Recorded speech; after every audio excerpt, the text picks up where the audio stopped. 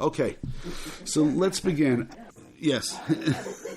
Yes. It's really bizarre that somebody would come for Parshas Pekudei, like of all Parshat, to come and visit. Okay, so let us begin. Eile, from the beginning, first pasuk. It's as far as we're getting today. It's really only one pasuk. Eile Pekudei HaMishkan, Mishkan HaEdut Asher Pukad. I hope you really appreciate that. I'll translate a little bit if you want. This is the accounting, right? This is a parsha for accountants. Eile Pekudei HaMishkan. This is the accounting of the Mishkan. Mishkan HaEdut Asher Pukad. The Mishkan HaEdut, so the Mishkan of testimony, which was Pukad. So that's a little funny, which was counted. Al Pi Moshe, which was counted by Moshe. Now, there is a whole side point to talk about what Moshe did, and there's a bunch of Rishonim who go off on this issue. Was Moshe trusted, not trusted? And just as a halachic side point, there is a halacha that emerges out of this whole discussion, and that is that a person who's dealing with public funds should not be doing it by themselves. There should be at least a second, preferably a third person involved in it. You create a quorum. So in order, and not because we don't trust somebody, but in order to avoid anybody from having suspicion, and therefore things like this need to be done well. And was even Moshe not trusted? So that we go back to all our other, a whole list of things that trouble that people had with Moshe, which is whenever people complain that there's no good leadership, I'll say, yeah. And Moshe Rabbeinu, they don't like either. So, I don't take you seriously. But this turn of phrase is difficult. Eile Pekudei HaMishkan, Mishkan HaEdut, Asher Pukad Al Pi Moshe. So it's like each thing adds a little more, and it could have been written slightly differently. So this is the accounting of the Mishkan of testimony, which was counted by Moshe, and that's only the first part of the pasuk. Avodot Levim B'Yadid Tamar Ben Aaron HaKohen. And then adds a second part which does not concern us as well. Now, I want to start, and we're going to spend a lot of time with Rashi, and we're going to deal a bit with what everybody knows that Rashi has said. And what we're going to deal with is really the following question. Let's try to think exactly how to put it. Is the whole enterprise of the Mishkan, is it simply an accident born in sin?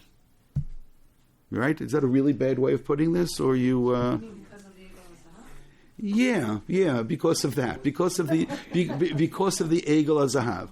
Which means, I think that some of us, if we were to read through Rashi, and if we'll be really honest, which is like a terrible thing to do, to be really honest, because I don't think people really want honesty, then maybe at some point we'll come to the realization that it's not necessarily what Rashi says or doesn't say. That's how people teach Rashi. That's the more important thing.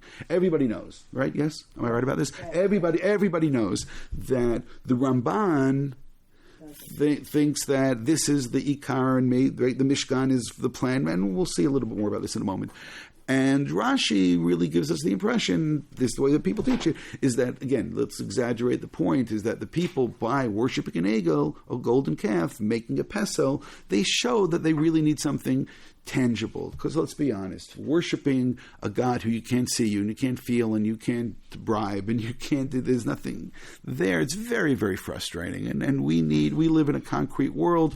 We need something concrete. And therefore, after the Jews messed up with the golden calf, God says, no, what can I do? They need something, so we're going to give a Mishkan. But by the way, now, can I go back to the sentence? I actually wrote it this morning. Is the Mishkan an accident born in sin? Do you an accident born in sin? Do you not like the way, which actually, born in sin. It would make it an illegitimate child. There are other words for this, but I don't want to use it. You want me to say it? You want me to say it just for you? I'll say it if you want me to. Is the Mishkan a mamzer? Okay, see, I didn't say it as bad. See, my mind is not as bad as yours. Yeah, is that? I know. But is that such a terrible thing to say? You can go like this, yes, and you're thinking now, why did he bring me here this way? It's a terrible thing to say. It's a terrible thing to say. So did Rashi say that? So let's now I gave you a little bit something to think about, so I'm going to say it again. If the whole idea of the Mishkan, you want to say it nicer than I'm saying? I'm not going to say it nicer. I'm just telling you now. I'm not going to. If I do it again, I'm going to make it worse. If the Jews are guilty of the golden calf, of the sin of the golden calf, and as a result of that sin, God says, okay, go make a Mishkan, So I'll say it again. Is the Mishkan born in sin, or is a result of sin? And therefore there's something illegitimate about it. That's exactly my point, why I used the turn of phrase that I did. So let's go back, and also you'll know, well, if you don't know, you should know, that I spent a lot of time on these pages, and also I should absolutely be commended by having so few pages today. I could easily have brought midrashim on one side and the other side. As a matter of fact, I brought midrashim on one side and the other side. I'm just saying I could have brought all on one or all on the other and give an impression, but the midrashim are conflicted on this. So I want to start with source number 2. It's Midrash Rabbah. And it's a really nice, it's actually, I think it's romantic and intimate way of looking at the Mishkan. Very different from the way that I just described it as born in sin. It's born of spiritual romance and intimacy, right? See, I can say nice things also. Mashal lemelech shahayilo bat yichida. This could be compared to a king who had one daughter. Oh, by the way, for those of you who don't know, the king is almost always God. And the bat yichida over here is the Torah. So God has one precious daughter, and one of somebody who was regal, a king, which means over here the Jewish people, Mamlechet Kohanim v'Goy Kadosh. They went and they married. Which, by the way, goes back to the theme that we know of, which starts in the Navi and goes on in the Midrash, and is absolutely a correct way of understanding it. That Matan Torah is a marriage. A marriage takes place. Shir HaShirim has this in the background as well. Bikesh leilech lo la'artzo ulito lishto. And then he wanted to go back to his land and take his bride with him. Omer lo biti shenatati lacha yichiditi. This daughter of mine that you married is my only daughter. Lefrosh mimena eini yachol. To separate from her, there's something I can't do. Lo melacha al titla eini ochal lefi shehi ishtecha.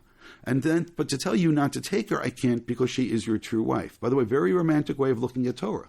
Torah is our zivug. It's our bashert. Torah is who and what we're supposed to be with. Ella zu tova aseli. Now you'll notice that I bolded the word aseh, and that's just because I'm going to keep on bolding words with those 3 letters. Zu tovat aseli. Do this favor for me, or this goodness, this kindness, this decency. Shekom shata holech kiton echad aseli. That wherever you go, make for me a small place, she'ador etzlachem, that I can live with you. So over here you have the father-in-law saying, so make a room for me adjacent and next door. I want to.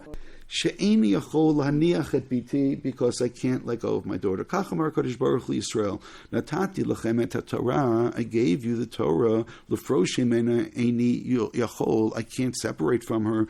Lo melachem al titlua eini yachol. To tell you not to take her, I can't do that. Ela b'chol makom shetem holchim et bayit echad asuli. She'ador betocho, and wherever you go, you'll make a place for me to stay. Shenemar v'asuli mikdash. This is such an interesting understanding of the mikdash, which means why does the mikdash or the mishkan follow Matan Torah?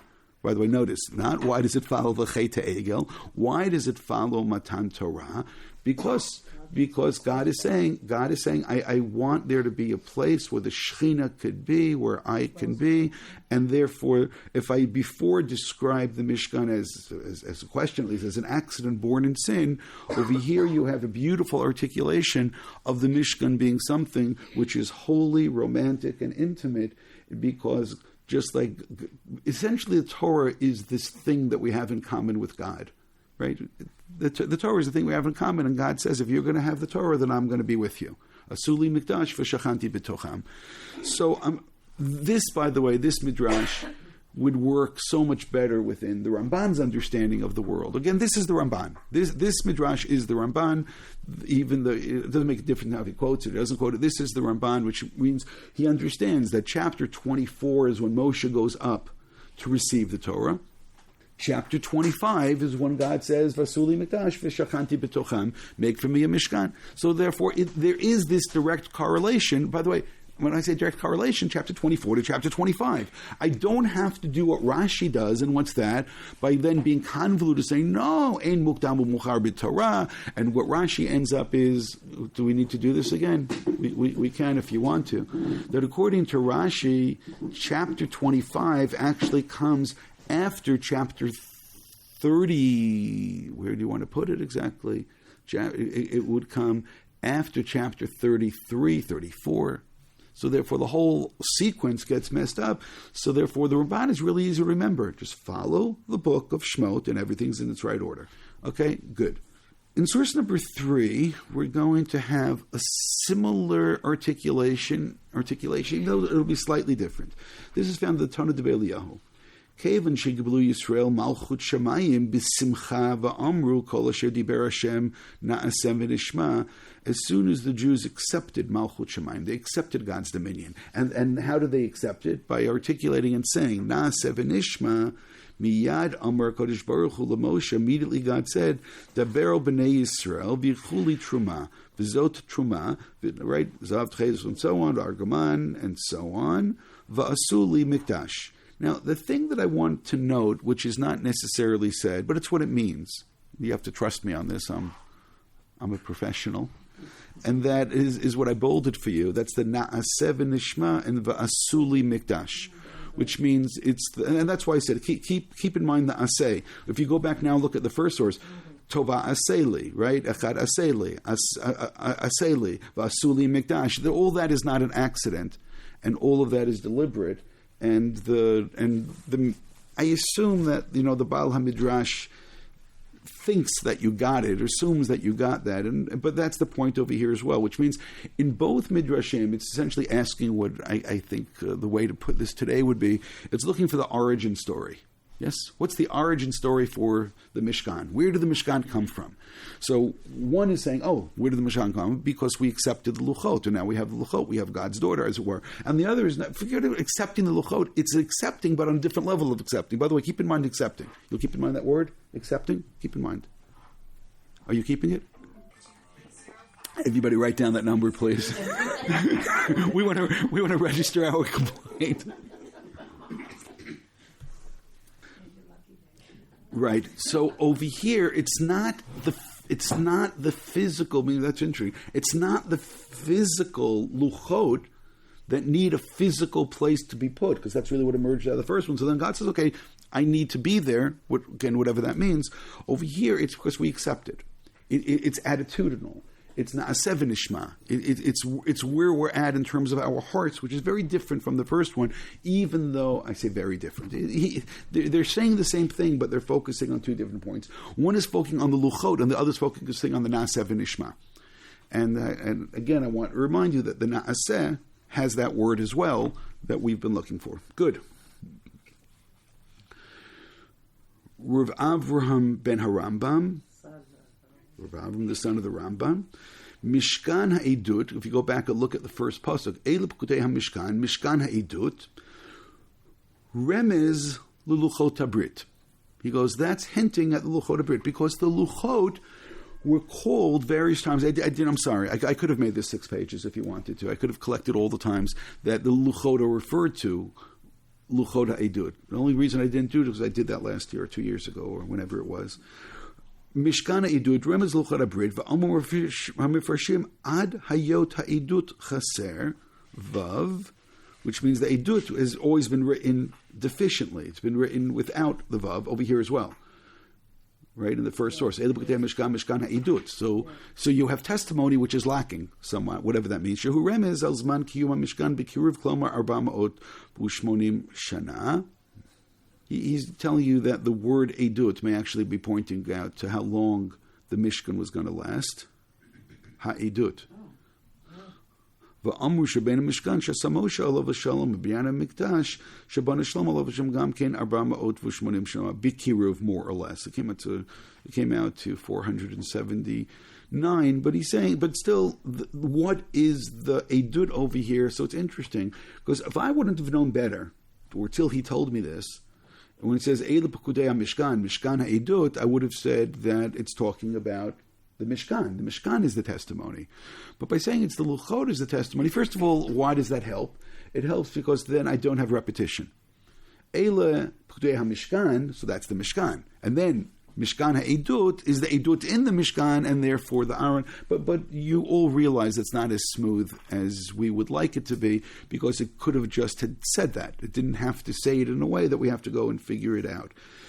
The Chizkuni in source number 5 writes, Eile Pekudei HaMishkan, Ve'eza Mishkan, Mishkan HaEdut. Mishkan acher. And by the way, I have no understanding of what I'm reading right now. He goes, don't get confused any other. It could go in Mishkan Korach, Ukiyotzebo. Now, I don't think he's actually saying that Korach made a Mishkan, but let's say Korach had made a Mishkan. He's saying, no, this is the Mishkan. This is the only Mishkan. The Mishkan is the Edut, and I'm going to admit something now. You don't know exactly what to do with this, so give me another second or two. Rav Chaim Paltiel, again, same tradition as the Chizkuni from the Balei HaTosfot school.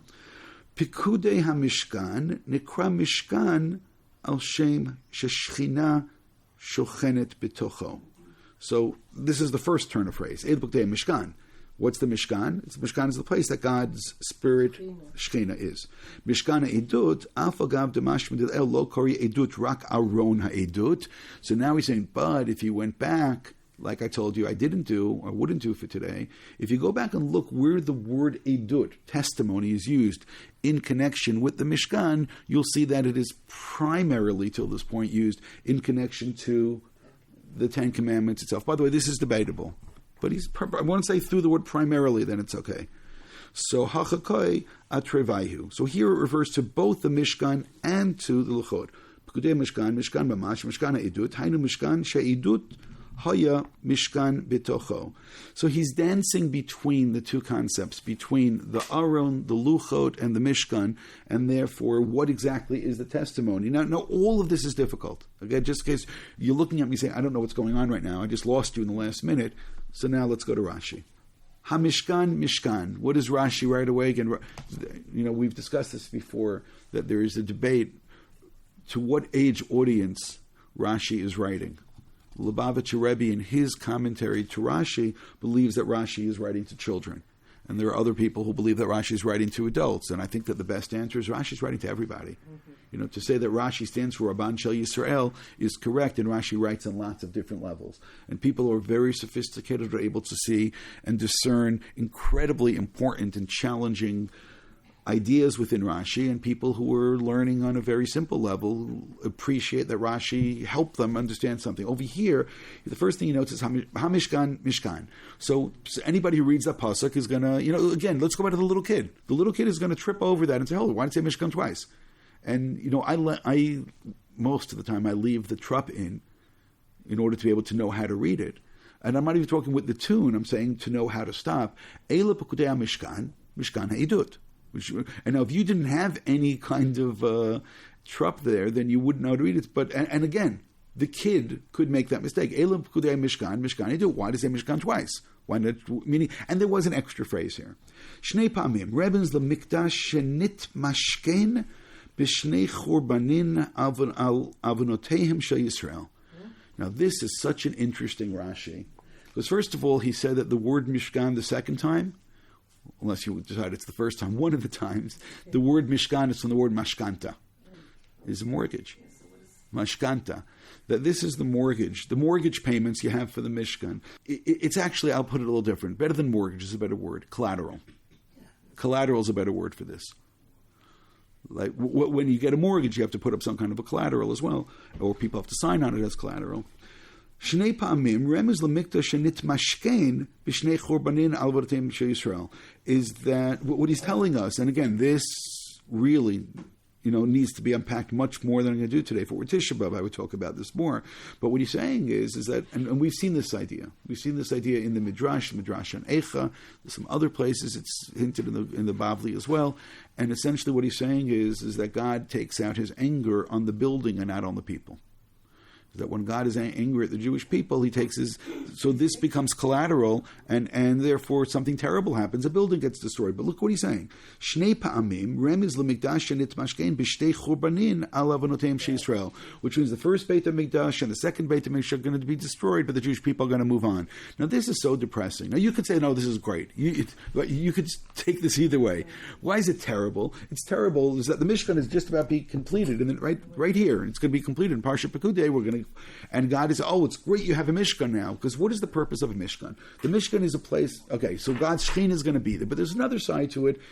And by the way, in a sense, that is from above spirituality coming down and dwelling among us, but there's another side to it, and that is that we serve God there, and therefore it kind of goes up towards heaven. So this is a wonderful place that we can become close to God. The best word for being close to God in this context is korban, which now you realize why that is connected to the Mishkan as well. And all this is great, and say, okay, if we mess up and if we sin, we go to the Mishkan, we can bring korbanot, become close to God, we can be forgiven. And now we're being told that yes, the Mishkan is a place that we could be forgiven for the sins that we do, but it's not just that in the Mishkan we'll be able to serve God and get forgiveness. The very essence of the Mishkan itself is going to bring about forgiveness. If the Jews sin bad enough, God say, okay, I'll take the korban. What's the korban? The Mishkan.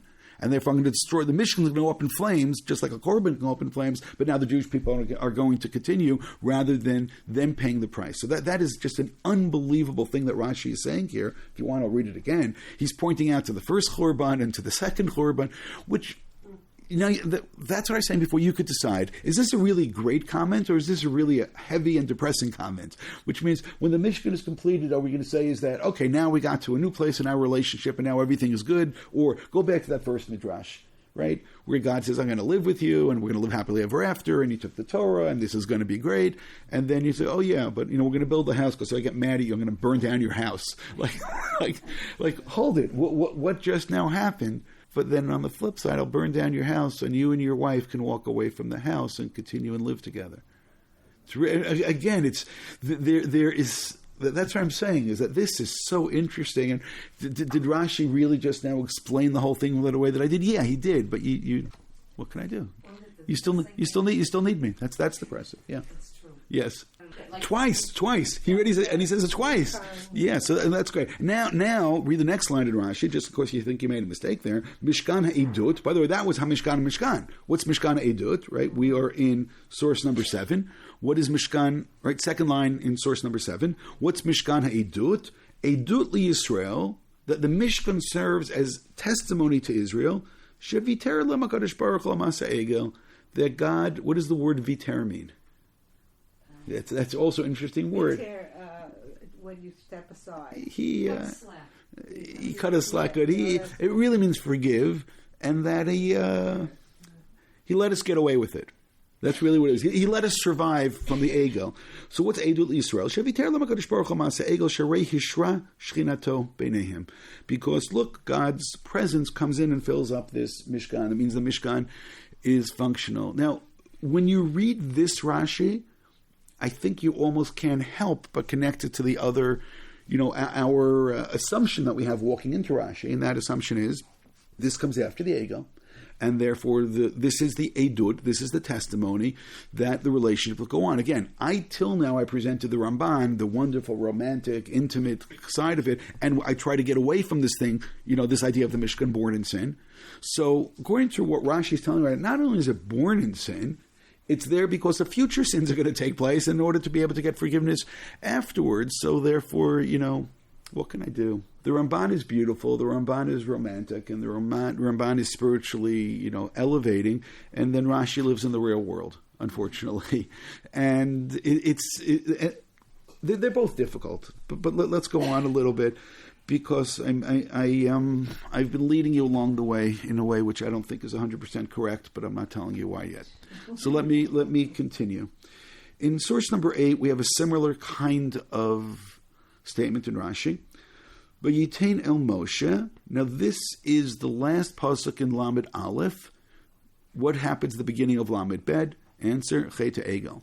By the way, this Rashi, unless you know where it is, you're not going to find it, because it's not where it's supposed to be in a sense, because it really should be by the next pasuk. And then you say, that makes sense that it's there. Here's where Rashi says that the Torah is not in its proper sequence in relationship to the sin of the golden calf. Vayitena Moshe ein mukdam umuchar b'Torah maseh ha'egel kodem l'tzivoy melechet hamishkan yamim rabim. That the egel, the sin of the golden calf, took place long before God gave the instructions. Tzivoy melechet hamishkan, long before God gave the instructions to build the Mishkan. What does that mean in simpler English?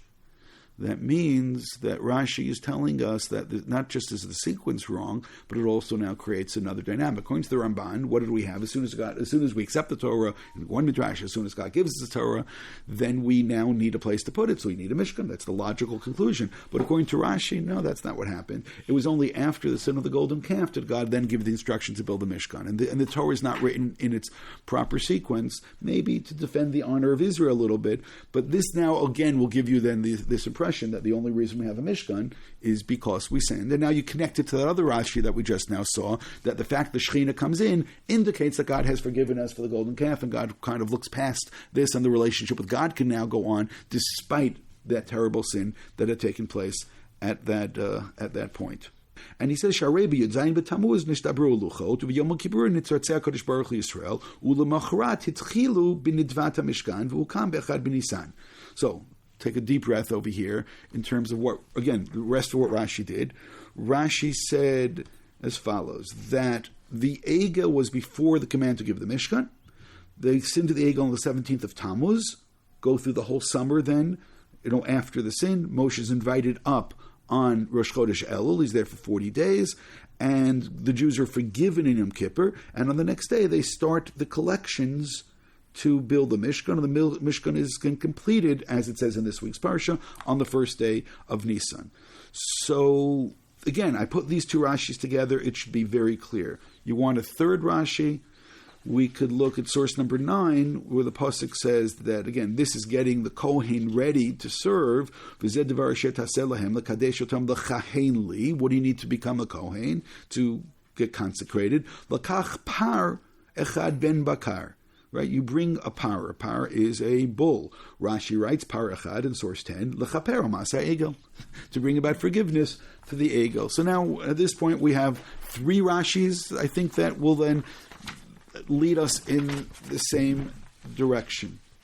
On the other hand, in source 11, Rashi is describing some of the things that they need, some of the materials. And we come up with a great question that, perhaps we should have been troubled by it. And that is, where do they get all the materials that they needed in the desert? The desert is a place that you don't have that much materials. To say that Mun came down, with wood planks and with, that makes sense. So Rashi here quotes a great midrash, and again, this midrash needs to be unpacked a little bit. Rashi says, "Vatzei shitim me'ayin hayu lahem b'midbar." Where in the world did you get these kinds of trees in the middle of a desert? That doesn't make much sense. Pirish Rabbi Tanchuma. By the way, pay attention to Rabbi Tanchuma, because that we're staying with Rabbi Tanchuma the rest of today. Rabbi Tanchuma is in the house, right? We're with Rabbi Tanchuma. He helps build the house, as you see right here. Yaakov Avinu tzafa beruach hakodesh. Yaakov knew with his divine clairvoyance, she'atidin Yisrael livnot mishkan b'midbar. He knew the Jews are going to build the Mishkan. And therefore he planted he brought some trees down and planted them. And then he commanded his children, when you leave, don't forget to take these trees out with you, because you're going to need them. They took them out of Egypt. Now, you could say that Yaakov knew that they were going to sin, because Yaakov, he knows his kids. Right?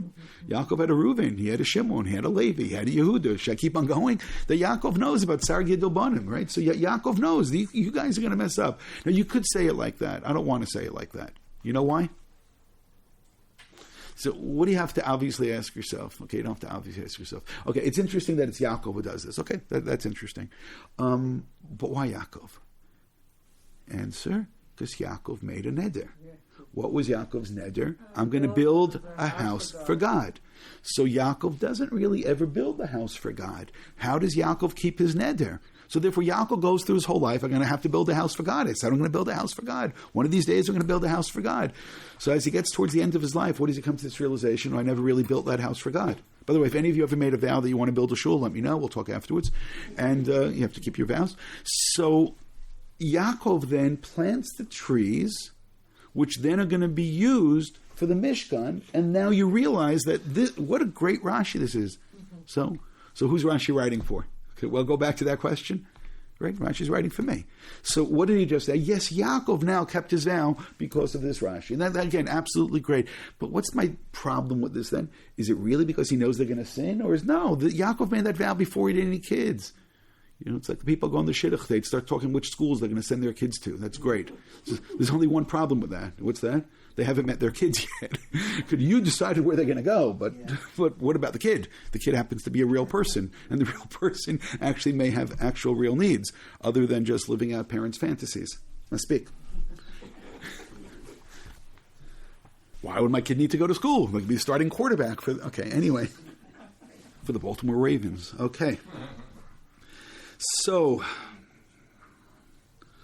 let's now move over to Rabbi Tanchuma. Let's go to the Midrash Tanchuma. You see the next three sources are all Midrashim from the Tanchuma, and let's see where we can get with all of them. Vilama Mishkan Shnei Pa'amim. Now you realize who noted that? Yes, that was the Rashi. Yeah. This is the source for Rashi. Vilama Mishkan Shnei Pa'amim. Amr Bishmuel Shebeit HaMikdash Atid Lehit Mashken Shnei Pa'amim. Collateral. So now you say, hold it. Rashi is again. This is what Rashi does. Rashi cuts and pastes in the most brilliant way, whereby midrashim come and answer textual problems and intrigue. Churban rishon v'churban sheni lefichach amar mishkan shnei pa'amim. Davar acher. Now the Midrash Tanchuma offers a second interpretation. Mishkana edut l'chol ha'umot. It is testimony to all the peoples of the world that God has not rejected the Jews. Yes, by the way, you hear some you hear how Rashi may have read this as well. Mm-hmm. Is that you live in a Christian world which says that God has rejected the Jews because Jews have rejected God and the Jews have sinned, and now there's going to be new Israel and so on and so forth. Replacement theology. Mishkan edut l'kolumot shenitratzeh Kadosh Baruch Hu Yisrael Maaseh Egel Ketzad kishasu oso Maaseh. By the way, are you noticing? I told you. Are you noticing the Maaseh? Yes. Good. Maaseh ha'egel kishasu oto Maaseh. Amad Moshe v'limed aleim sanagoria. Moshe defends them. Ad shenitratzeh lehem Kadosh Baruch Hu. God forgives them. Amr Moshe, Ribbono Shel Olam, umimodil umot shenetratzita. Who's going to inform the nations of the world that you've been that you are forgiven the Jews? They're still your people, and nothing has changed. Amr lo lech emor lahem va'asu li mikdash v'shachanti b'tocham. Go and tell people va'asu li mikdash v'shachanti b'tocham. Now there is really an interesting subtext which I hope you're getting, and maybe I'm overstating it, but I'm not. And that is the connection between the Maaseh ha'egel and asu li mikdash. Okay, there's actually two different ways of saying this. One way that we already saw is that somehow the Mishkan is connected to the Naaseh B'nishma. And now we're saying that the Mishkan may be connected to that they Maaseh Ha'egel. So I hope that all of this got a little bit more interesting, but I do need to stress something now. Here's where you have to be careful, and here's where you have to be more sophisticated. And here is where I think people tend to fail. What's the easy part over here? We read Rashi, and now we saw the source of Rashi.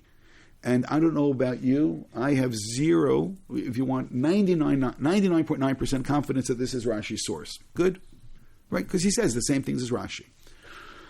But what's really interesting now is to go back to Rashi and read Rashi again and look what Rashi quoted and what he didn't quote. Look what he said and look what he didn't say. Because there's something which he doesn't say, which I think is critical. So where was this Rashi? This was in source number 7. And I want to especially point out the second part. Edut liYisrael, shaviter l'makadosh baruch hu ma'aseh egel sharei hishra shchinato b'neihem.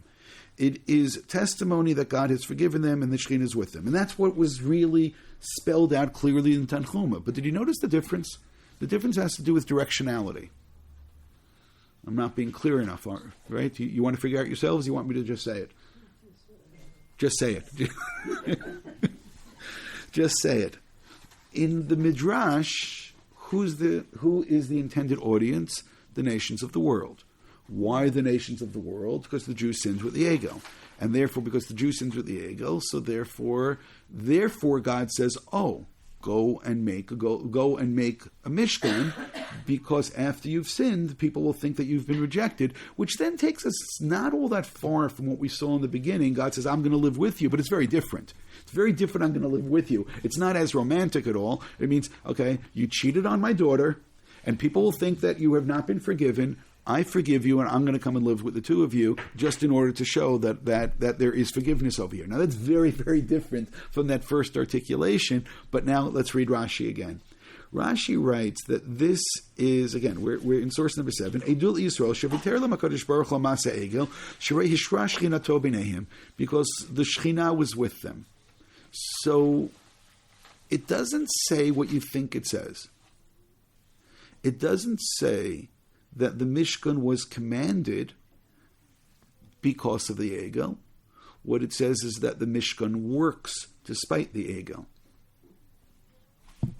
Was that subtle enough? Or again, what was my question I started with today? Is the Mishkan born in sin? Is the whole concept of Mishkan born in sin? Or is the question, the way that Rashi is actually saying it, after the sin, will the Shekhinah still enter into the Mishkan? That's not the same question. Which means, does the whole concept come because the Jew sinned? That's what the Tanchuma said. Tanchuma says the Jew sinned with the golden calf, and Moshe says, well, people will think that you rejected us. How do we know you rejected it? I have an idea. Go build the Mishkan, and I'm going to dwell with you, and then people know I didn't reject you. That's not what Rashi says over here. What Rashi says over here is that a Mishkan is a great thing to have because it will be collateral. When you sin in the future, I'm going to destroy it, and therefore people know that, and therefore you'll be forgiven. And Edul Yisrael, by the way, notice, Li Yisrael, he's not looking at the it's so interesting. Yes, Rashi, who lives in a Christian world, right? The Crusades are warming up at this point. And Rashi is saying, no, forget about it. He's not even looking at that audience. He's saying it's for the Jews to know. It's for the Jews to know that despite the fact that we may have sinned, still the Mishkan is going to work. And therefore, this doesn't tell us at all, meaning, where do you get messed up when you get too fancy? How do you get too fancy? You read Rashi, you go to his source, you read the source, then you read the source back into Rashi. But Rashi was very careful what he quoted and how he quoted it and what he didn't quote. And Rashi doesn't say what the Midrash said. Rashi does not say over here that the whole concept of the Mishkan is born in sin is only because of the Egel. Rather, he says that after the Egel, now there's going to be some drama. Will the Mishkan actually work? Will God dwell with us? And what's the answer? Yes. Yes, God does dwell with us. And now we know that we've been forgiven. It's very, very different. Yeah, I say very, very different. I can say three berries. It's significantly different that we really need to pay attention to it. Let's do that again, and let's go on to the next. No. So those are two different points. So when it's destroyed, that's when you have a situation of Hester Pana. That's Galut HaShechina. Exactly. Let's go now to source number 13. This was the source for Rashi that did the whole sequence for us. And we'll be careful again. Vasuli mikdash v'shachanti b'tocham eimatai. So the Medrash Tanchuma eimatai nemar l'Moshe parsha zu shel Mishkan. When was Moshe told this? Biyom Kippurim atzmo. God gave the instructions to build the Mishkan on Yom Kippur. Even though in the text it is found beforehand. How much should we read here? We'll skip a little bit. And how do we know that on Yom Kippur God said Asuli Mikdash? So the words Asuli Mikdash are on Yom Kippur. That's the day they're forgiven. Shekain Allah Moshe b'shisha b'sivan v'asa arbiyom rabim laila v'od asa arbim yom v'od asa arbim harei mea v'esrim v'atam otzeh shebiyom kippurim nitchaper lahem uvo v'yom amar lo kodesh baruch v'asuli Mikdash v'shechanti b'tocham kedei sheyed'u kol ha'umot shenitchaper lahem amasa egel. Again, same approach. That why? So all the nations will know that the Jews were forgiven. But the only thing that was thrown in here is Yom Kippur. Yom Kippur is the day we're forgiven, and then they're told to build the Mishkan. Mishkan Eidut, and that's why it's called Mishkan Eidut. Shehu Eidut, this is testimony, L'kol Boy Olam, Shakadosh Baruch Hu Shochein B'Mikdashchem, to know that God dwells with you. And then it continues, just for good measure, Amar Kadosh Baruch Hu Yavo Zahav Shebemishkan V'Yichapel Zahav Shenasa Ba'ota Egel. And you're going to now donate some gold, which will bring about forgiveness for the gold which was given for the golden calf. Right? And that will bring about forgiveness from the gold. I want to go back and now read the Rashi that dealt with the timing of all this. This was Rashi in source number 8. Masea egel kol sivoy mishkan melech yamim rabim uviyom kippur nitzatzeh Kadosh Baruch Yisrael ulamacharat hitchilu b'nidvat hamishkan v'ukam bechad b'nisan. What he stresses in the Midrash was that the instruction to build the Mishkan was only on Yom Kippur. It doesn't say it in Rashi. This is not as strong as my previous point because I do have to contend with the first turn of phrase. Maseh ego kodim l'tzivuy melechet mishkan. It was before they were commanded. The difference here is it doesn't tell us when that command took place. All that he says is Yom Kippur nitratzah Kadosh Baruch Hu u'lemachrat hitchilu. The next day they started. He doesn't say what the source actually had said, and that was that God never said Va'asuli Mikdash until that point. Which means in this Rashi we don't know when God said Va'asuli Mikdash, and it's very easy to just say that Rashi's saying the same thing. I just find it interesting in both of these sources that Rashi chooses not to go as far as the sources that he's quoting from, and he stops before that, and I do think that there is a theological difference. Let's look at one more Midrash Tanchuma, and then things are going to shift a little bit for us. In source number 14, this is in Kitisa, where the Cheda Egel takes place. V'devar Shem Moshe lechred, he says, go down. V'yomer Shem Moshe re'iti ta'am hazeh, you know that they're sinning. Kach patach Rabbi Tanchuma bar Abba. This is Rabbi Tanchuma himself speaking in the Midrash Tanchuma. And we're going to knock the whole thing. We're going to vaynu kol am yachdav v'yemu kol asher dibar Hashem na'aseh v'nishma va'avru al hakol va'asu et ha'egel. So again, here is this comparison between na'aseh v'nishma and asu et ha'egel, which is what I've been trying to get you to pay attention to from the beginning. Kevan shira Kadosh Baruch Hu kach amar l'Moshe lechred ki shachet ein shachet ela kilkul ma'asim. Now notice the word ma'aseh, aseh. Is that what is the word shichet? They messed up their behavior. Shenemar shichet lo banav mumam. V'lo egel b'vad asu. Again, notice the word asa, asu. Not only the egel, but they did gila right, shvichat damim, and avodah zara, and so on. They did all three, and so on. Shvichat damim, we'll get to chur, and so on. So let's now look at 15. V'hayam Moshe b'sina makabel to Torah holchu etzel Aaron amar lo asay lanu Elohim asher yolchu lefanenu. Now, the word asay, if you never noticed it before, it's part of the sin of the golden calf, which we'll look at in a second in source 16, but that's important. Make for us a god, because Moshe is not here. Now look at Aaron's response towards the end of the third line of that midrash. Amr lahem Aaron said to them, Etmol amartem kol asher diber Hashem na'aseh. Before you said, we'll do whatever God has requested, na'aseh. V'atatem orim kum aseh lanu Elohim, which means like, what is it? You're going to follow God, or you're going to go be making, what is your behavior going to be? So again, I don't think, if all the other ones that I pointed at till now, I think you could have missed, I don't think you can miss this one. And therefore, Aaron is saying that to them. What do you mean, aseh lanoim? You said na'aseh. By the way, this is not the na'aseh v'nishma. This is back in chapter 19. So now let's pay attention to source 16. This is the Cheta Egel. And I'm not reading the whole thing. I'm just letting you look at what's bolded. Aseh lanoim. And God then says, asu lahem egel masecha. God then says, I'm going to swallow them. Right? Pasuk Lamed V'yasu lahem Elohei Zahav. And my favorite is the last pasuk. V'yigov Hashem et ha'am asher asu et ha'egel asher asa Aaron. Was that enough? And it's the emphasis of this, which again I hope that you don't miss. And therefore, again, you just have to look at this and notice all the bold of the words having to do asa, asu. And essentially, it's staring at you. The Medrash Rabbah in 17 says, "Kishenigla Kadosh Baruch Hu al Har Sinai, lo iniach uma shelo hirtik Alev v'lo kiblu el shomar. This starts with the medrash that God offered the Torah to all the other nations, and no one else was willing to accept it. Ukeshaba Eitzel Yisrael Amru Kol Asher Diber Hashem Na'aseh v'nishma. Right. So this is also where we started today. Lekach b'dinhu shetishma'u. And therefore, they said Na'aseh v'nishma. Now notice, this is focusing on the other part, on the nishma. Therefore, l'chach b'dinhu shetishma'u, hevei, that's the pasuk, shem'u devar Hashem beit Yaakov, v'im lav ta'anshu ba'arvut, havei b'nei bani im arvarti l'recha. I'm not explaining all of this, but let's continue. Devar acher shem'u devar Hashem, again, focusing on the listening. We've given up on the aseh, on the na'aseh. Shem'u devar Hashem, listen to the word of God.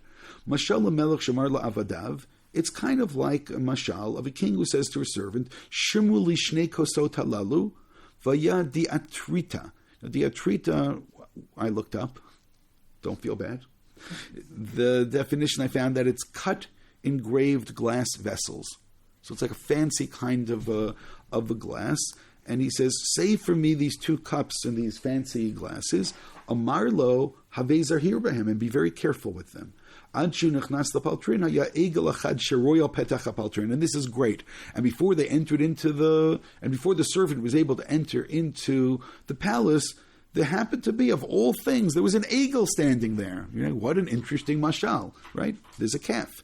Nagach ha'eved v'nishbar echad mehem. He was horned by the eagle, and he dropped one of the cups. And he was shaking in front of the king. Amar lo lama martit. Amar she nagachni egel v'shiber echad mishnei kosot. That the eagle came and he broke one of the cups. Again, what are the 2 cups? Na'aseh v'nishma. Which cup was broken? The broke of aseh. Why aseh was broken? Asulanu egel asher asa Aaron. Na'aseh was broken, which means we performed, we did things that God told us not to do. We said Na'aseh v'nishma, and instead of Na'aseh, Asula, we made an egel. We messed up. So be extra careful with the second one. Poured 2 cups at Sinai. Na'aseh v'nishma. Shivartim Na'aseh. Asitim lefanai egel. But now you realize you can't miss this, right? He's haru b'nishma, so be extra careful with nishma. Heve, that's what the pasuk means. Shem'u devar Hashem beit Yaakov.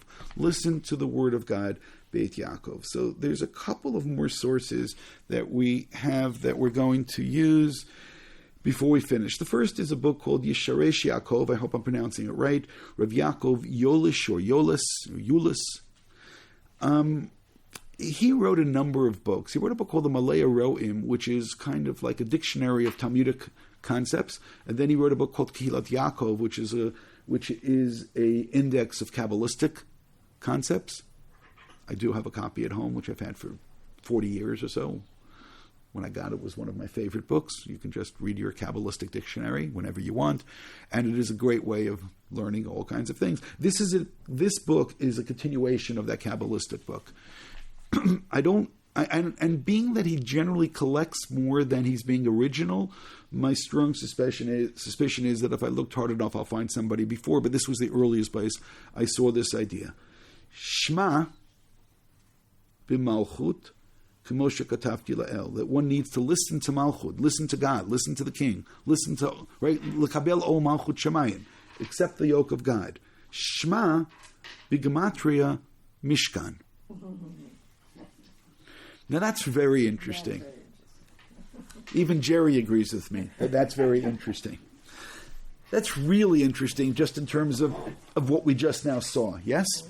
You messed up on the Na'aseh, so now you need Nishma, and what's a great way of doing Nishma? A great way of doing Nishma is having the Mishkan. Now we don't know why, because I could have just as easily have argued that, no, I made the Mishkan, now I need to make Asu li Mikdash, and it's trying to fix the Asu, but apparently we need to fix both. We need to fix the Na'aseh v'Nishma because something got messed up. By the way, if you wanted source 19, this is the grandfather of the the Baba Sali. This is Rav Yaakov Abu Chatzera. He pretty much says the same thing. The Mishkan Gematria Shema, and my guess is that he got it from this earlier source. but, one never knows. The Ramban, in source 20, this is a pure halachic source. Sorry to move away from our Kabbalists for a moment. The Ramban is talking about, this is in the Sefer Mitzvot. The Rambam commented what all the mitzvot are, and the Ramban had some things to say about it. The question really is Anochi a mitzvah or a statement? Is Anochi a mitzvah or reality? I am God. Can I command that I am God? Can I command that you believe? Can you command belief? And there's a whole discussion about what is the nature of Anochi. So here the Ramban writes, Havi Anochi v'lo yelecha mipir gvur sham'um. By the way, notice the Shema. They heard. They heard Anochi and v'lo yeh directly from God. And this goes back to the understanding at the end in the Gemara that, and the reason for this is because the first two commandments are written in a different form than the other commandments are written. When it says Lo Tirtzach, it's not first person. Anochi is first person. So therefore, right, don't have any other gods. Al Panai is first person. So therefore, what made Chazal say that at least the first two commandments they heard directly from God is simply the way that they are said in terms of the diktuk. So the Ramban here is pointing out that Nochi v'lo yeh mipi agvura. They heard that directly from God. And it's a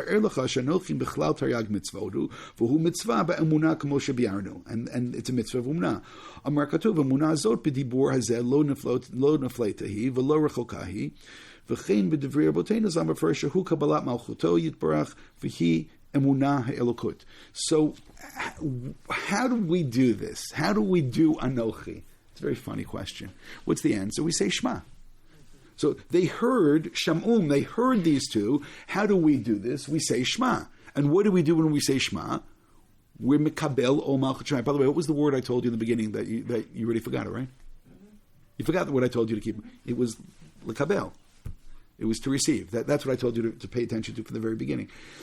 But I want to maybe think about it a little bit more. When the Jews received the Torah, there was an experience of God at Mount Sinai, and that experience of God was forfeited when they made the golden calf. And you could tell me that making the golden calf was trying to replicate and experience something spiritual, which is incredibly unfortunate, because the two things they heard God say, Anochi and Lo Yelecha, they're breaking by making a God and saying that this is the God that took Anochi, I'm the God who took out of Egypt. And they say, no, we think it's the calf that took us out of Egypt. So this is very unfortunate because it's not, normally when we think about this, we think about the content of those two commandments. They didn't follow the content. They didn't follow Anochi, they didn't follow Lo Yelecha. And I'm pointing out now, but there's something else going on there. That's the experience of Anochi and Lo Yelecha. They've actually experienced God saying these things to them. So now how do we fix that? How do you fix the experience of God being there and speaking? And again, the Jews should have accepted Kabbalat O Malchut Shemayim right there by Har Sinai. And they did accept it. They accepted it before when they said Naseh v'Nishma. But they messed up the Naseh, is that's why the Midrash goes, okay, now make sure you do the Nishma right. But what's the Nishma? Nishma is actually interesting, and I've noted this before. Almost every time in the Torah that it says the word Shema, listen, the Targum is L'kabel. It's not auditory, it's an attitude. It's not saying listen, right?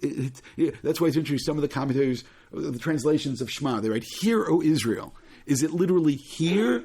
It's not here. It's accept.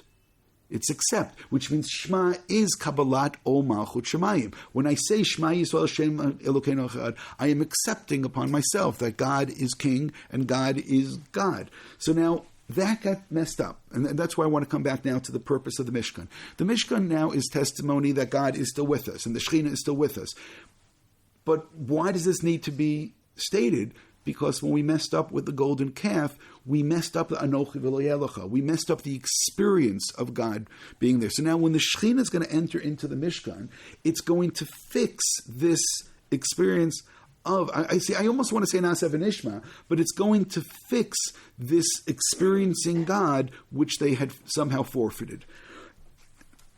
That is, again, if you want, Shema Yisrael, look at source 20, Shema Yisrael, Targum v'tekabel Yisrael. It almost every time it says, by the way, the exception is Shema. By Shema, the Targum doesn't translate. He just says Shema. Shema is Shema, and he doesn't want to touch that. But despite this, I nonetheless think that again, let's just go back and try to put all this together. Rashi does not necessarily say that the only reason there was a Mishkan was because there was an Egel. The sources he's taking it from do say that. He never said that. As far as I can tell, he never said that. Is it easy to ascribe that to Rashi? Of course it's easy to ascribe that to Rashi. Why? Because Rashi's using all of those sources. But I think he's very deliberate where he cuts it off and where he limits it. He does not go that far, which means Rashi doesn't want to say what I said at the beginning, is that the Mishkan is born in sin. And it's kind of this accident that takes place. What we did see along the way was that there is this other way of looking at it, where the Mishkan is ultimately this incredibly romantic spiritual concept, whereby God, again, I gave you the Luchot, I gave you the Torah, so now we have to find some way to live together. On the other hand, I can talk about it in terms of a tikkun, in terms of fixing something. And again, according to Rashi as well, not just fixing, it's fixing because in the real world where you're going to mess up again, and therefore it's a good thing to have, this is really what this Midrash is saying, is that it's the parent who's going to give the kid too many gifts so that they can take something away from them when they do something bad. Right? Let me indulge, so I have something to take away, rather than let me take away something which they really need. No, they don't really need this. So therefore, I'm going to give them more than they need, then I'm going to take it away, and then hopefully they'll learn the lesson. And one of the lessons is I didn't really need it. But over here with the Mishkan, it's saying that I'm giving you a Mishkan that I have something to take away, which is really interesting. But what we're seeing in these last couple of Midrashim, it took us in a slightly different place. It's that there was this Nasa v'Nishma. Those are the two cups. And we broke one. So now we have to try to fix it. So now fixing the cup, I could have said, and I would have said, especially following through the Aseh and Aseh Asuli Mikdash, you messed up the Naseh, so now I need... And what we're finding is that, and there is an element of that. There's no question. We saw an element of that. Building the Mishkan is fixing the Naaseh. We made an Egel, Asu, and then now you see how many times it said Aseh in terms of the building the Egel. We messed up Naaseh, we made an Egel instead. Now Asuli Mikdash, which then is also the great parent saying, oh, you used your energy wrong, now let's use your energy right, and now let's do some good things. You did bad things, so do something good with your energy. And that's, there's something absolutely cathartic about that. It's therapeutic. I mean, I don't know if you ever thought about it. Building the Mishkan is absolutely therapeutic and cathartic for the Jews who had messed up and built. Now they can feel what they've been forgiven because they made an Egel, now they're doing this. But it's interesting that God is saying, yeah, but he also kind of messed up the Nishma. And they say, oh, what do you mean you didn't mess up the Nishma? Why do I say you didn't mess up the Nishma? Because that's still, we're going to listen to you. And if we're going to listen to you, the Nishma, it's present and future oriented. But with this Midrash said something else. And that is that we need to strengthen the Nishma. That if you already really messed up the Aseh, let's keep the Nishma pure. Now, how do you keep the Nishma pure? What is really, again, not just the word, what's the content of the Nishma? What does it really mean? What's the essence of the Nishma? The essence is Kabbalat O Malchut Shemayim. So again, one I can say, so say Shema with lots of Kavanah. Says, no, ultimately the Mishkan, which is built by the Aseh, but that's how it's done. What's the result of having a Mishkan? That God is with us. So if God is with us, that's just like what happened in Har Sinai where God spoke to us. Which means the Shekhinah being in the Mishkan is the same thing as Matan Torah where God speaks. And everything I just now said, actually, if you really read the Ramban carefully, you'll see that's what emerges. And that's what God says in the beginning.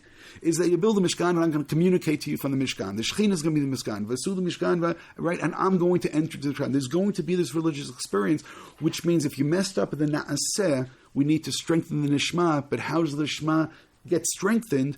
By doing the Aseh of the Asuli Mikdash, and then you're going to have the Mishkan, and you go and you look, oh, what's the Mishkan? It's really Shema. It's really this way of experience, O Malchut Shemayim, the experience of the Shekhinah, which is what we want to get to. By the way, that's actually the custom. The custom is that you cover your eyes when you say Shema because you feel the Shekhinah is right there. It's too intense. It's too heavy. It's like Birchat Kohanim. You cover your eyes not to look at you cover your eyes when you say Shema, because when you say Shema, you do believe that the Shekhinah is right there, and that's ultimately what building this Mishkan is all about. Look at Shabbos.